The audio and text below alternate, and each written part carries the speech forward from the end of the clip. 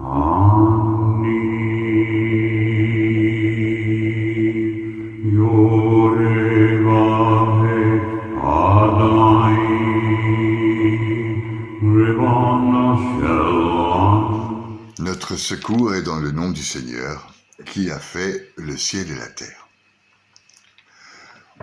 On m'a demandé de vous parler du roi Melchisédek, ou le grand prêtre Melchisédek. Alors voilà, on retrouve Melchisédek en Genèse 14, lors de la campagne des 4 grands rois contre Sodome et Gomorrhe. Les 4 grands rois ont pris en otage, pendant cette guerre, Lot, le neveu d'Abraham. Quand Abraham apprit qu'il était captif, il emmena ses partisans, ses familiers, vers la contrée de Dan. Et il les attaqua de nuit pour récupérer Lot et tous ses biens. Quand Abraham rentre chez lui, revient Melchisédek. Melchisédek qui veut dire roi de justice, qui était roi de Salem, qui veut dire paix. Donc Melchisédek apporta du pain et du vin, pour ne pas dire l'Eucharistie, car il était prêtre du Très-Haut et il prononça une bénédiction. Béni soit Abraham par le Dieu Très-Haut qui a créé le ciel et la terre, et béni soit le Dieu Très-Haut car il a livré tes ennemis entre tes mains. Et Abraham lui donna la dîme. On le retrouve aussi dans les épîtres de saint Paul et dans l'épître aux Hébreux.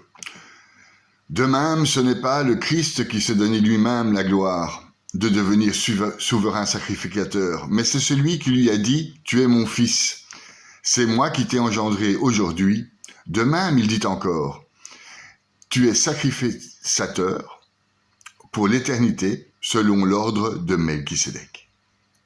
En Hébreux 5, 6, 8. Aussi, en Hébreu, toujours dans l'épître de saint Paul aux Hébreux, en 6, chapitre 6, 10, 20, saint Paul nous dit « Cette espérance, nous la tenons comme une ancre sûre et solide pour l'âme. Elle entre au-delà du rideau, dans le sanctuaire où Jésus est entré pour nous en précurseur. Lui qui est devenu grand prêtre de l'ordre de Melchisédek pour l'éternité. »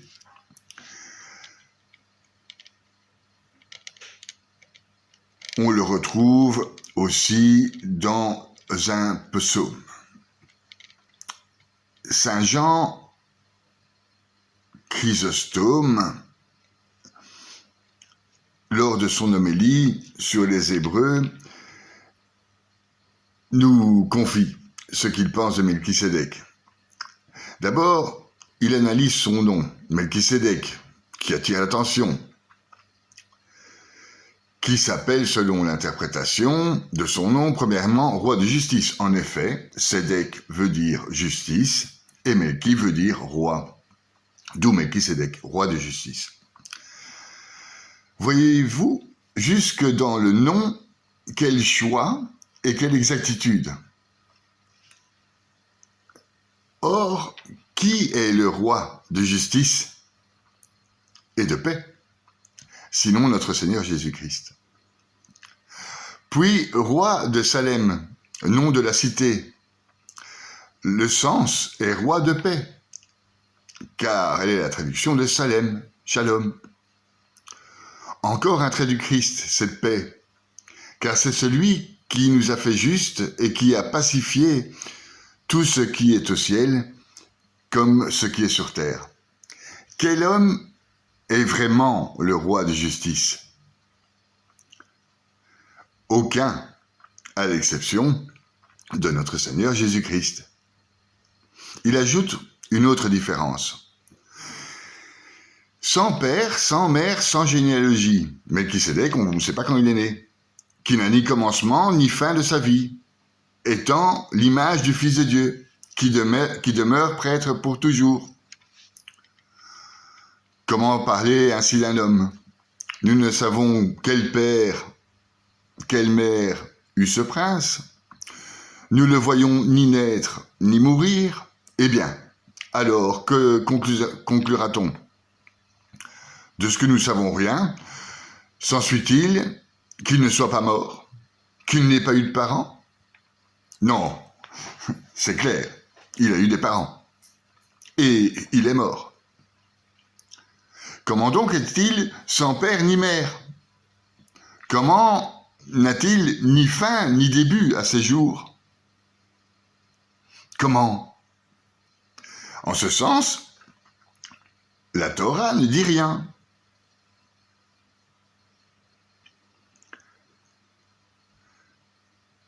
Et où je veux en venir? À dire que ce prince est sans père parce qu'on ne donne pas sa généalogie, mais que Jésus, lui, possède ce privilège réellement et en toute vérité. Melchisédek est semblable au Fils de Dieu. Mais où est la ressemblance? Ce que l'un comme l'autre, nous ne savons ni le commencement ni la fin. Il est vrai, parce que ces dates n'ont pas été écrites pour Melchisédek, et de l'autre, au contraire, pour Jésus, parce que ces termes n'existent pas. Il est l'alpha et l'oméga. Cette ressemblance entre Melchisédek et Jésus, ce portrait ressemble en tout point. On verrait d'un côté la figure, Melchisédek, et de l'autre la vérité, notre Jésus-Christ. C'est ainsi que les portraits et les images fonctionnent. Vous trouvez des ressemblances et des différences. Les traits et le dessin reproduisent la ressemblance. Mais les couleurs, une fois posées sur le dessin, la différence. On voit une similitude ici et une différence là. Considérez donc combien grand devait être Melchisédek, puisque Abraham lui-même lui donne la dîme, lui donne ce qui est le meilleur. Il a fait ressortir la justesse de Melchisédek. Elle montre qu'il est plus glorieux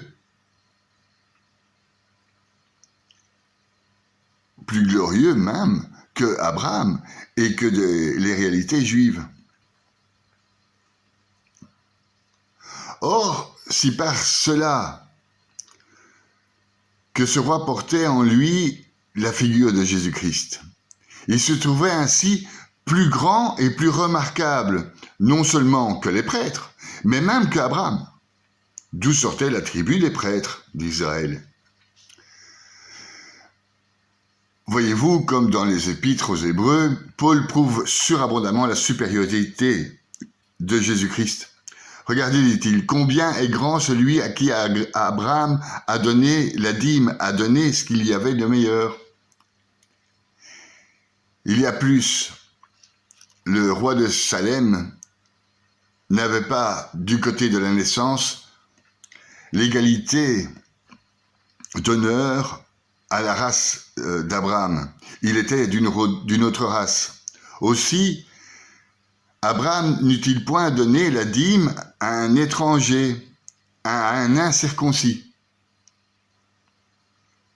s'il n'avait pas reconnu lui-même la supériorité du grand prêtre Melchisédek. Il montre que l'incirconcis l'emporte sur le coup, sur lui. Et quelle preuve en donne-t-il? C'est qu'Abraham a donné cette dîme. Abraham, dit-il, en a fait l'offrande.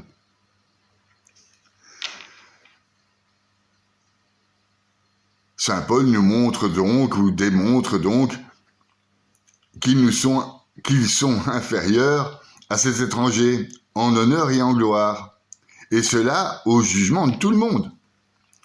Or, il est incontestable que celui qui reçoit la bénédiction est inférieur à celui qui la donne. C'est-à-dire, d'après l'estimation connue, ce qui est moindre est béni par ce qui est plus grand. Donc, le roi Melchisédek, figure de Jésus, est plus grand que les dépositaires même de toutes nos promesses. Avez-vous saisi quelle distance sépare Abraham de Melchisédek, qui n'est cependant que la figure de Jésus-Christ?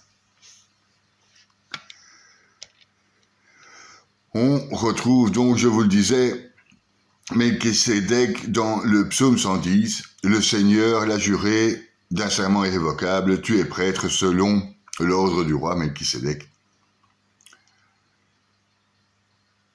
Cette scène de l'offrande et de la bénédiction de Melchisédek à Abraham, cette scène est souvent représentée dans les églises et dans les monastères. Je vous invite à être attentif. Elle est placée face aux offrandes, un autre repas, en similitude avec le dernier repas de notre Seigneur Jésus-Christ, le repas qu'il partage avec ses disciples, quelques heures avant sa mort. Ainsi, ce geste ancestral entre Abraham et Melchisédek est le nôtre aujourd'hui.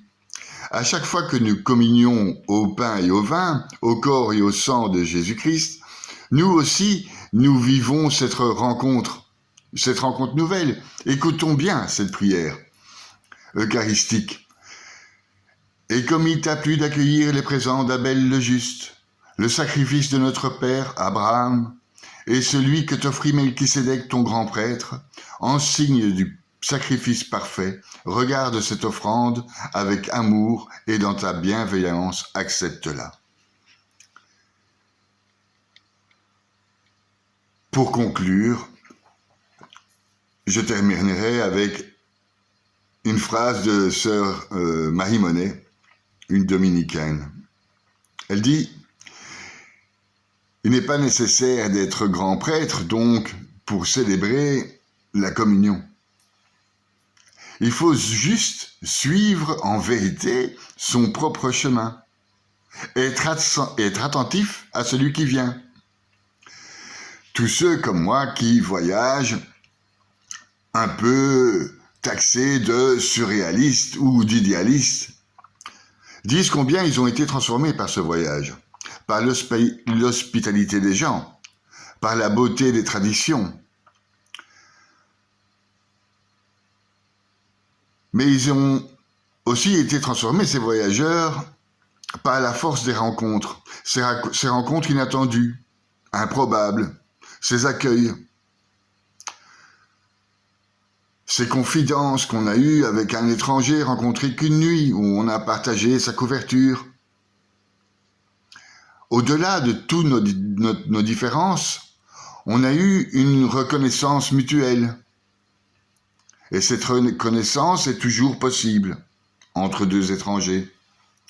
Et c'est là où est le prochain, et c'est là où est le religieux le plus authentique, là où Dieu est sensible au cœur. Soyons de cela sur la route des grands voyageurs, comme celle de la vie quotidienne.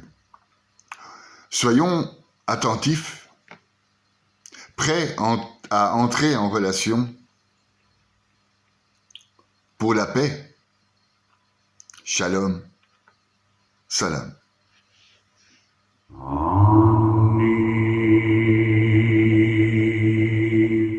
Yoreva